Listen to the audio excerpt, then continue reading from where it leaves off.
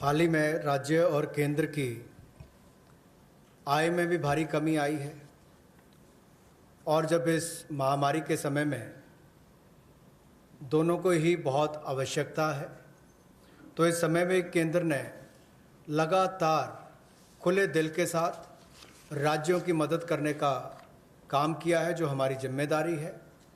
और यही नहीं, जो डेवोल्यूशन ऑफ टैक्सेस है, अप्रैल के महीने में 46,038 करोड़ रुपया ये राज्यों को दिया गया।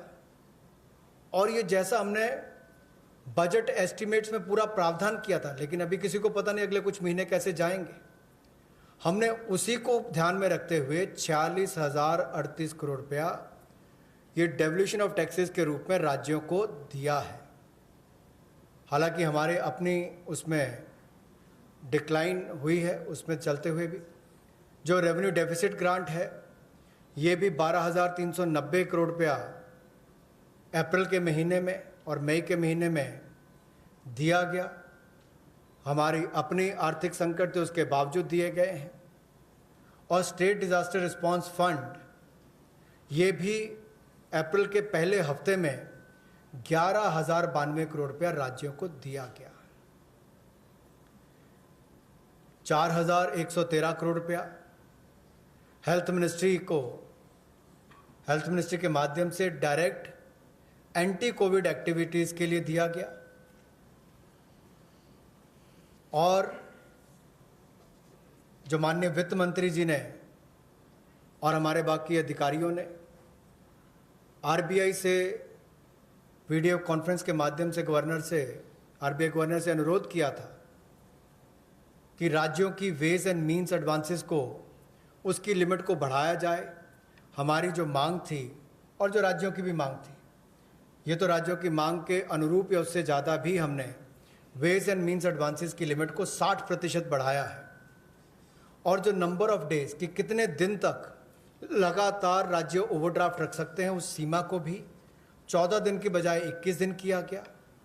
और एक तिमाही में कुल कितने दिन आप ओवरड्राफ्ट रख सकते हैं, उसको भी 32 दिन से बढ़ाकर 50 दिन किया गया है। एक तिमाही में 50 दिन तक ओवरड्राफ्ट अब राज्य रख सकते हैं। उस दिशा में भी ये केंद्र ने जो अनुरोध आरबीआई से किया था वो सब उन्होंने किया है, इसलिए हम उनका शुक्रिया भी अदा करते हैं।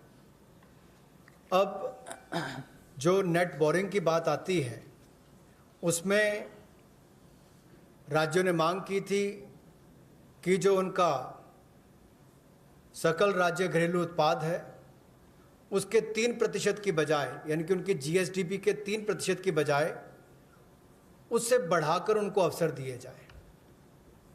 तो इसमें भी माननीय वित्त मंत्री जी और प्रधानमंत्री जी ने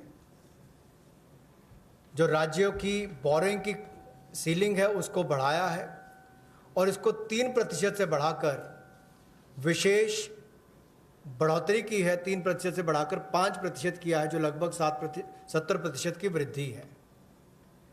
लेकिन जो अभी भी हमने इससे पहले इनको अनुमति दी थी कि जो आपका 3% भी है, आप उसका ज़्यादा पैसा पहले रेज कर सकते हो, पहले तिमाही में, इन 2 महीनों में। उसमें भी जो 75% उनको ऑथराइज किया था मार्च महीने में, और राज्यों के ऊपर हमने छोड़ दिया था कि आप जितना लेना चाहें 75% तक आप ले सकते हैं, उसमें भी केवल 14% तक ही उन्होंने अपनी जो ऑथराइज लिमिट थे उसका बोरो किया है। 86% अभी तक भी उन्होंने उसका इस्तेमाल नहीं किया। लेकिन उसके बावजूद हम इसको 3% से बढ़ाकर 5% कर रहे हैं। ये अपने आप में एक बड़ी कदम उस दिशा में लिया है जो केंद्र ने राज्यों की मदद करने के लिए लिया,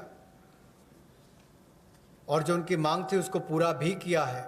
इससे राज्यों को 4,28,000 करोड़ रुपया अतिरिक्त संसाधन मिलेंगे, जिससे राज्यों को बहुत बल मिलेगा।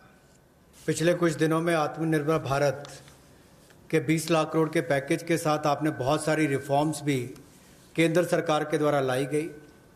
ये ऐतिहासिक भी थी, और मैं तो कहूँगा अगर भारत के संदर्भ में 2020 को 2020 को देखा जाएगा तो ये ईयर ऑफ रिफॉर्म्स के रूप में देखा जाएगा।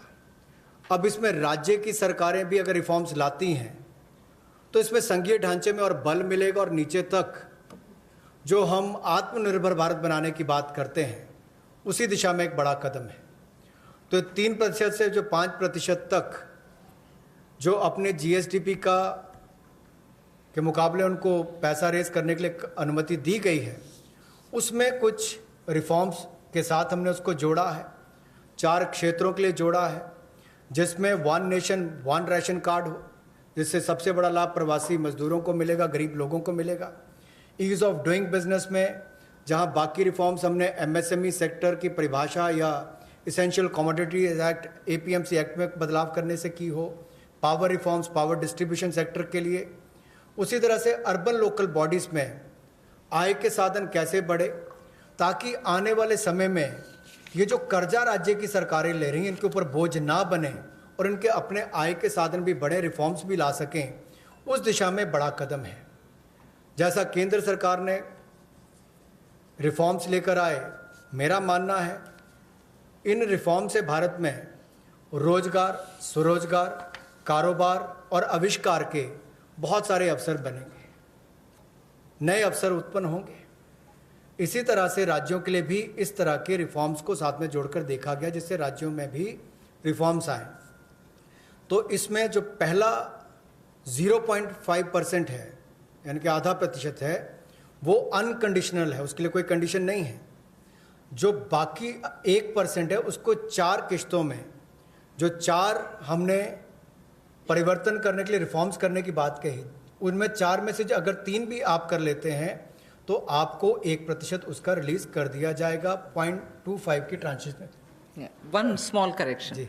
That 1% will be released in 4 tranches for dealing with those 4 reform steps: 1 ration, 1 card, ease of doing business, power distribution, and urban local bodies. So that 1% goes in tranches of 0.25 for each of these tied to the reforms.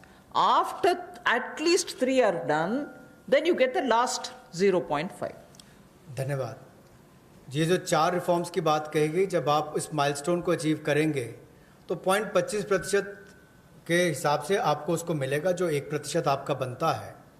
और जब आप इन सब को कर लेते हैं, उसमें से 3 भी आप माइलस्टोन्स को अचीव करते हैं, तो आपको 0.5% यानी कि आधा प्रतिशत आपको एक इंसेंटिव के रूप में दिया जाएगा। तो कुल मिलाकर 5% की आपको ये लाभ मिलेगा।